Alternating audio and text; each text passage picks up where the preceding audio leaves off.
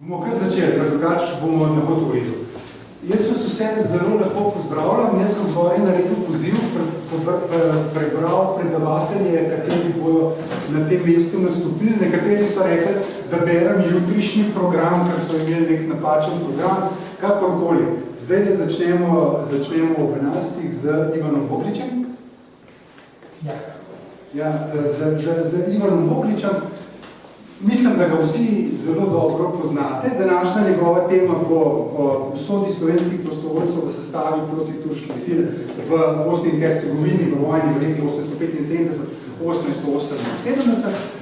Sicer pa moram reči, da mi je veliko veselje, da v teh prostorih predstavljamo Ivana Vokliča. Smo ga hoteli že večkrat povabiti, pa do zdaj na sredine večera še nismo uspeli. Morda bomo to v prihodnosti, namreč v svojem zelo obširnem raziskovalnem delu se je med drugim ukvarjal tudi z italijanskim pogledom na upore 97. prehotnega polka v Radgori. Vsi, ki jih zanima Prva svetovna vojna, seveda smo prebirali njegove delo o književnikih med Prvo svetovno vojno in tako naprej. In še bi pravzaprav lahko njegova dela naštetil tako iz Prve svetovne vojne, kot pravzaprav iz zelo obširne slovenske zgodovine. Danes na tem mestu bomo pa kar z velikim veseljem predajem besedo, da spregovori o prostovoljcih v vojni, njihovi osebni izkušnji. Hvala.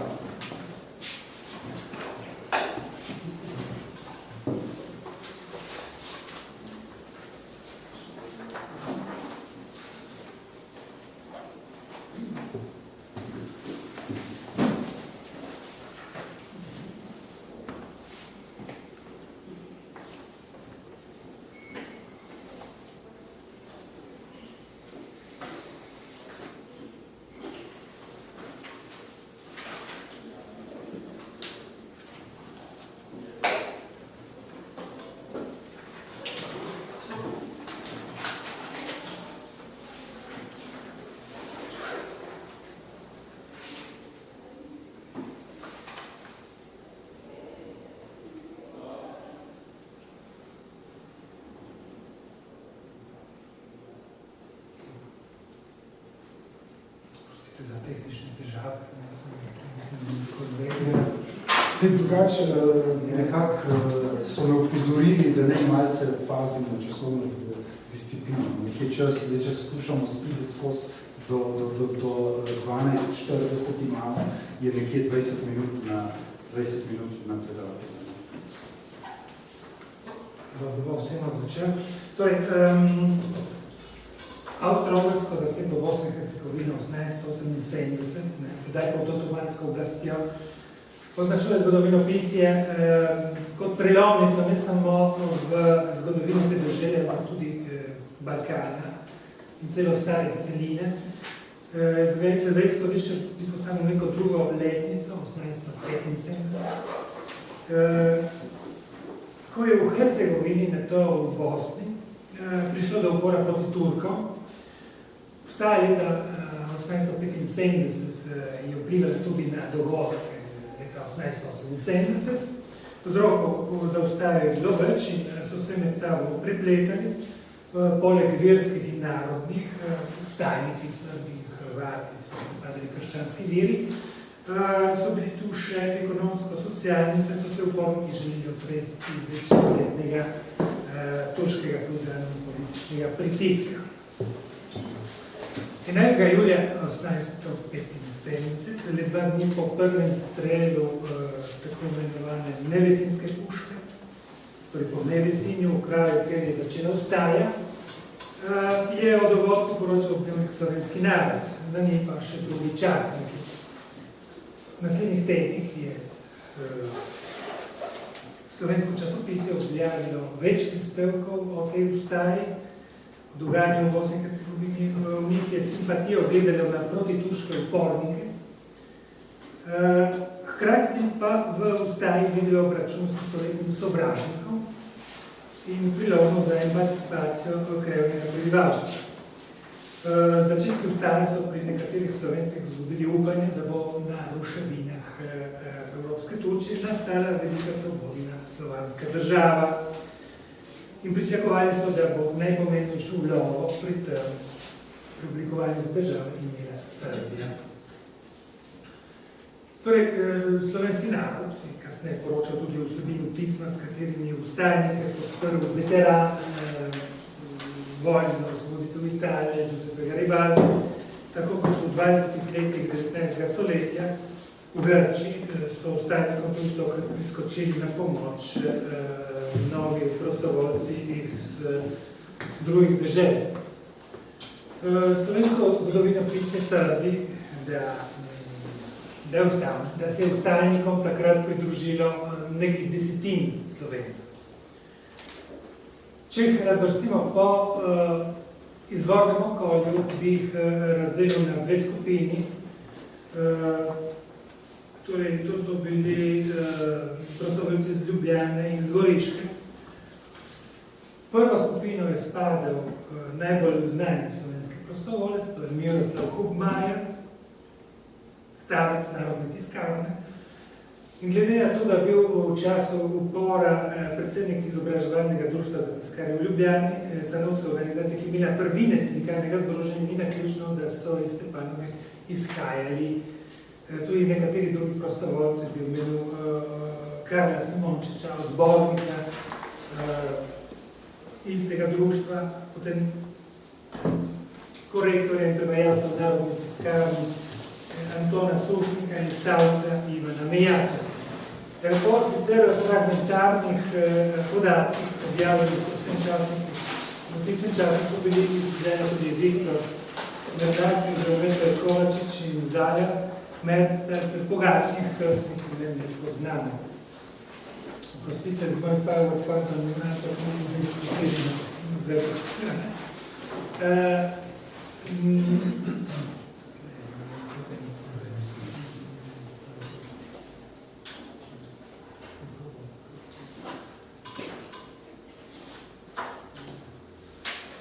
Torej, največ pozornosti zgodovinopisov je temu Hubmajer, ki je odšel na krizne vodce pomoče precej zgodi, konec julija 1875, na zborovanju v vasi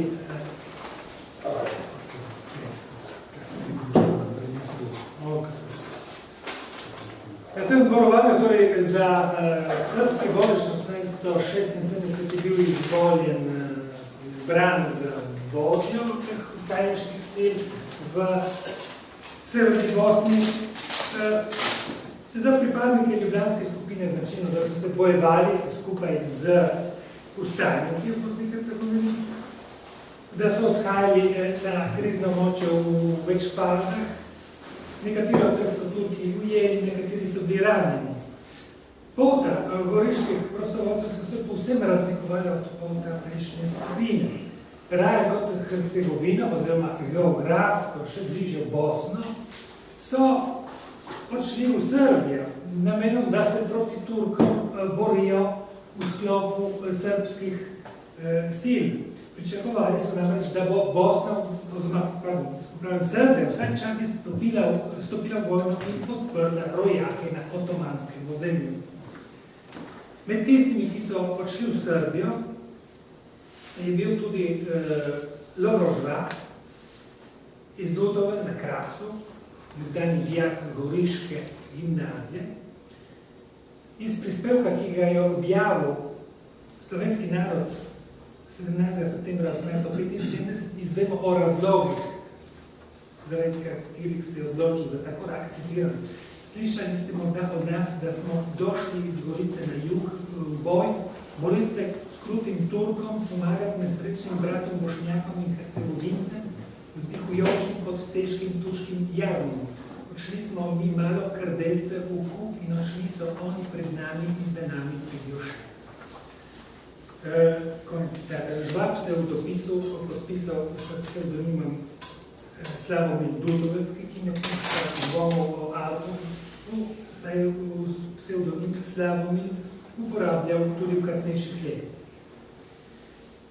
Ker je Žvab odšel na poti z Gorice, sklepam, da se je od tam odpravil zelo verjetno skupaj z Jankom Stibilom, pozneje si je nadel tudi primek Vukasovič, iz Vrtovina, prav tako dijakom nekdanje Goriške gimnazije. Stibil je odpotoval proti Srbiji 25. augusta 1975 proti Beogradu, tako kot Žvab. Da sta Stibil in Žvab res skupaj potovala, priča dopis, ki ga je Stibil, najverjetnejši avtor, objavil v Goriški Soči 16. septembra 1975, takrat je zapisal, da so nekateri Slovenci zaspeli v Beogradu 3. septembra tega leta, kar se povsem sklada z Žvabovim pričevanjem. Prav tako se ujema podatek o srečanju z srpskim generalom Stratimirovičem, ne pa poznejše dogajanje. Stibil je namreč odšel že drugi dan prihoda v Beograd v Šabac, kjer so se med drugim zbirali tuji prostovoljci. Žvab, kot izhaja iz dopisa njegovega članka v slovenskem narodu, pa ne, je ostal v Beogradu. Slovensko krdelce, kot ga imenuje Žvab, se je proti Beogradu napotilo iz Siska, po reki Savi, pri čemer so zanimivi tudi drugi podatki, ki jih prinaša Žvab, v prispevku, citiram, dobre pol ure pred prihodom v Gradiško, v Tuški meji, videli smo že mrtvice plavati po Savi, mrtvice na plitnih krajih, mrtvice v bregu, mrtvice v šumovi na turški zemlji. V dopisu je Žvab izpostavil problem beguncev, ki so se umikali na avstrijsko stran in lahko trdim celo, da je bil v svojem pisanju med tistimi, ki so vplivali na razpoloženje bralcev tega vprašanja, ker se je na Avstro-Ogrsko takrat zateklo izredno veliko število beguncev in so ti postali naravno velik humanitarni problem. Ljudje so začeli zbirati za njih denar, pri čemer so se izkazali pravočasnih slovenskih narod in odbori za pomoč beguncem, ki so jih vodili vidni nadoslovenci. Žvabov dopis vsebuje prizore nasilja, ki so značili za kronist iz tega časa. Sicer pa je časnik del prispevka črtan, ob robu dopisa namreč dopisal, citiram, da ne bi bili konfiscirani, morali smo iz tega dopisa mnogo brisati. Ta opreznost nikakor ni bila naključna, saj avstrijska oblast v začetku avgusta 1875 zapelja številko slovenskega naroda, v katerem je bil v zvezi z dogajanjem v Bosni in Hercegovini objavljen poziv k slovanski solidarnosti. V slovenskih časnikih, razen izjem, kot smo videli v Žvabu, tudi ni zelo veliko konkretnih podatkov o slovenskih prostovoljcih. Dejstvo je, da so ti odhajali na krizno območje večinoma na skrivaj. Med slovenskimi prostovoljci, ki niso pripadali ljubljanski in goriški skupini, velja omeniti predvsem Aleksandra Tomana, nečaka bolj znanega Lovra Tomana in po poklicu bil agronom, pridružil se v odredu Petra Karadžordževića, kasnejšega kralja Srbije, imel dobro leto dni poveljnik očeta. Če poiščem neke skupne imenovalce med slovenskimi prostovoljci, za katere imamo zanesljive podatke, potem ugotovim, da so bili vsi rojeni, torej vsi preomenjeni, torej Toman, Hubmajer, Stibil in Žvab rojeni v letih 1851 oziroma 1852. Slovenski narod je 27. oktobra 1875 na prvi strani objavil novico, da so se iz Srbije vrnili slovenski prostovoljci. Zgodilo se namreč, da srpska vlada razpustila enoto dobrovoljcev, vključno z enoto preomenjenega generala Stratimiroviča, ki se zbral v Šapcu. Vzrok za razpustitev teh prostovoljskih enot je bilo iskati v nerednih preskrbi s hrano, nizkih temperaturah in dejstvu, da je Srbija oklevala ali v vojno ali ne z Turčijo. Zato se je precejšen del prostovoljcev takrat vrnil domov. Med temi sta bila tudi Žvabl in Stibil. Stibil se potem, ko je izbruhnila leto kasneje, vojna med Srbijo in Črnogoro na eni strani in Turčijo na drugi, spet vrnil in se priključil srpski vojski. Če štejemo vojno izkušnjo za krizno, kar zagotovo je zanimivo ugotoviti usodo doslej navedenih prostovoljcev. Miroslav Hubmajer je po porazu njegovih stavnikov proti Turkom deloval v drugih enotah prostovoljcev. Po krajšem obdobju v Ljubljani, kjer se je zaposlil v narodni tiskarni odšel v Pirinsko Makedonijo, kjer je vodil številčno skupino upornikov med ustavo v Kresni 1878-1879. Kasneje se je udeležil tudi na srpske strani srpsko-bolgarske vojne 1885, kar je živel v različnih mestih na Balkanu, v Italiji, Rusiji in tako naprej. Preživel se je na več načinov v beogradskem obdobju, ko se je spoprijemal s hudo revščino, so ga obtožili, da je bil Avstrija. Res pa je, da bil kasneje v sarajevskem obdobju svetovalec za balkanska vprašanja avstrijske vlade. Na precej visok položaj, hierarhični položaj se ustel Janko Stibil, ki je znotraj srpske vojske pridobil čin polkovnika, udeležil se med drugim prve in druge balkanske vojne, torej velike vojne, kjer je bil glavni pogled srpskega orožništva. O Stibilu Vukasoviču obstaja tudi vse preko pohvalno pričevanje izpod perese Anice Lokar iz Ajdovščine, sestre pisatelja Danila Lokarja oziroma mame Jurija Gostinčiča. Nanaša se na čas, ko je Stibil kot visoki častnik srpske vojske, ki je bila v prvi svetovni vojni zaveznica Italije, takoj po koncu prve svetovne vojne obiskal domače kraje. Citiram, vsi so ga navdušeno sprejeli, zlasti, ker so vsi upali, da bodo kaj več zvedeli o bodoči usodi naših krajev. Na naše veliko razočaranje pa nas je skušal Vukasovič tolažiti, da nam ne bo pod Italijo, ki je zelo kulturno država, nič hudega, da nam bodo Italijani gradili ceste in šole. Aleksandar Toman se je po avstro-ogrski zasedbi Bosne in Hercegovine 1878 umaknil se deželje.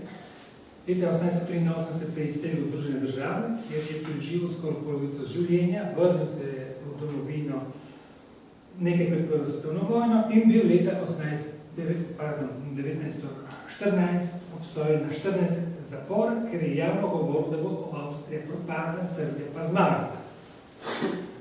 Lovro Žvab, ki se kot prostovoljec ni udeležil v vojaškem boju, se po povratku v domovino posvetil predvsem kulturno-narodnemu področju. Ljubljani na to Trstu, kjer je postal odgovorni urednik časnika Edinost. Umrl je zaradi tuberkuloze pri 36 letih, prav zdravstvene težave so mu onemogočili, da bi se moral biti vrnil kot Stibil na krizno območje toliko let prej.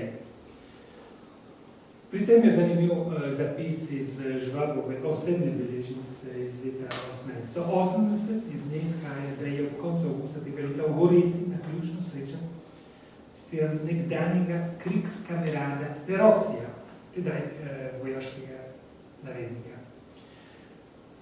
Nadaljuje citiranje. Več mesecev sva živela noč in dan skupaj spala, skupaj strada, skupaj trpela in danes 5 let kasneje me ne spozna več. Sem se res tako spremenil. Očitno bil Peroci eden od prostovoljcev, ki so takrat odšli na nemirno območje, ki se pridružili proti turškim silам, ne vemo natančno, kdo je to bil. Mogoče izhajajo iz rodbine, ki je dala v Dorenbergu župana in to ob koncu 19. stoletja tudi podžupana. Odhod prostovoljcev v Bosno in Hercegovino oziroma Srbijo gre razumeti kot radikalno izbiro, ki je sicer pozdravljala določena plast inteligence, pri večini naroda pa ni našla pravega odziva. Staroslovenci so, na primer, kljub zaskrbljenosti zaradi dogodkov v Bosni in Hercegovini zagovarjali idejo, da naj to deželo zasede Avstro-Ogrska, z utemeljitvijo, da se bo število Slovanov v cesarstvu povečalo in da bodo torej imeli večjo vlogo. Ta zamisel na to se pridobila več zagovornikov, še zlasti po začetkem oklevanju Srbij, kasnejšem porazu Srbij proti Turčiji. Avstro-Ogrska zasedba Bosne in Hercegovine 1878 ni utišala razprav o tem, nasprotno, raznemala jih je še naprej. Hvala za pozornost. Hvala predavatelju za tole natančno predavanje, dober časovni timing, ker je nas vse presenetil.